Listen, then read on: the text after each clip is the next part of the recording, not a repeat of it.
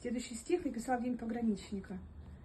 Потому что мне очень много телевидения раздражало настолько, что некоторые передачи, и вот я написала тоже быстро очень, участникам и создателям телешоу «Маска».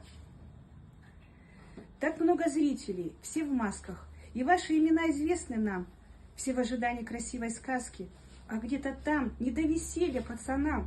Они в бою не сдают позиций, спасают земли от чумы, им все равно, какие в масках лица. Для них предатели все вы, все те, кто смотрит передачу, и те, кто в маске той поет, ведь в это время мама плачет, когда же сын с войны придет.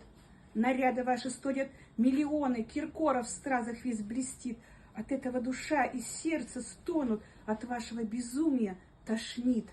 А может вам примерить каски и всех вас взять и на войну? Вы с жиру беситесь, одевшись в маски, когда ребята гибнут за страну. Инга, молодец.